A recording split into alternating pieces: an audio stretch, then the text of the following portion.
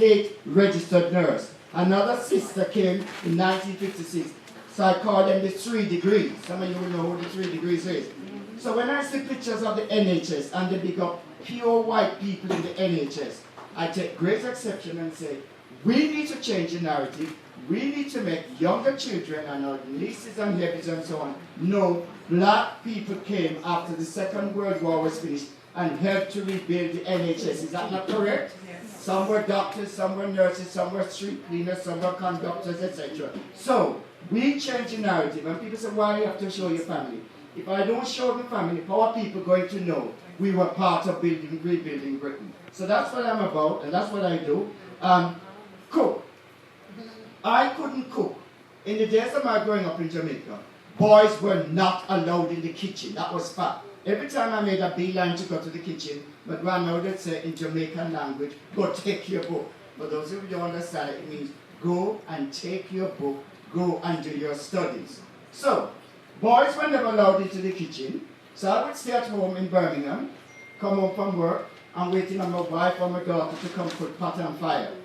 And in 2008, my daughter gave me the best Christmas present ever. 15 Caribbean cookery classes. Me as a man went to Erdington, Sutton Coldfield, to learn to cook Caribbean food.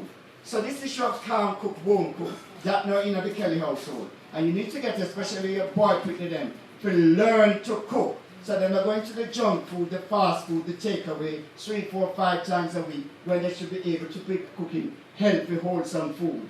That is the starting point of us in terms of our diabetes journey. And that's what I do, and I'm urging you to do that as well. Moving swiftly on, tell me when I've got to stop, sir, because I talk for the rest of the day. This is something I talk about.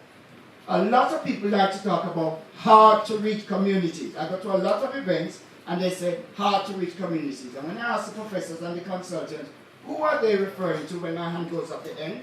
They're bright and bold like stadium ball. Hear them. The Africans, the Caribbeans, the South Asians, the white working class. I say, excuse me, are they on Mars?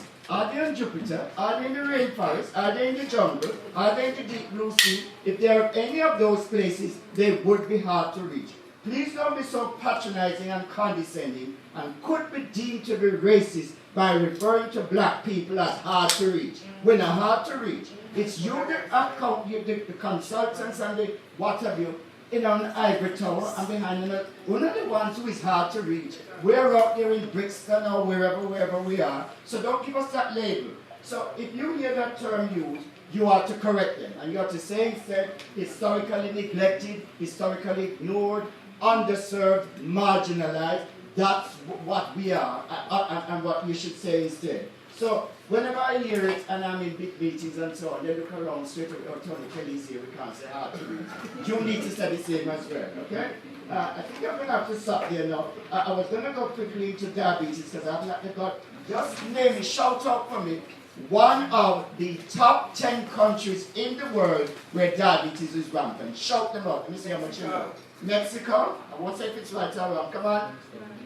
America, India, England, Britain, at least, let me tell you something, it's 30 years we're doing it. At least when you hear nobody in here say Jamaica. Because what's going to come to that. Feast your eyes on the top 10 countries. For those at the back who can't see, China is at the very top, followed by India, United States, Pakistan, Brazil, Mexico, Indonesia, Germany, Egypt, and Bangladesh. The one in 10th place, Bangladesh, has 8.4 million people with diabetes. In Jamaica, only 3 million people live there. So, Jamaica. But the point I'm making here is there are 5 Asian countries in the top 10. China, India, Pakistan, Indonesia, and Bangladesh. And some people might say to me, Tony, I've never seen a fat Chinese man or fat Chinese woman. If you think it's only fat people, overweight people, obese or mildly obese people who can get this medical condition, take that out of your cranium and dash it away. People who are slim, people who are meager,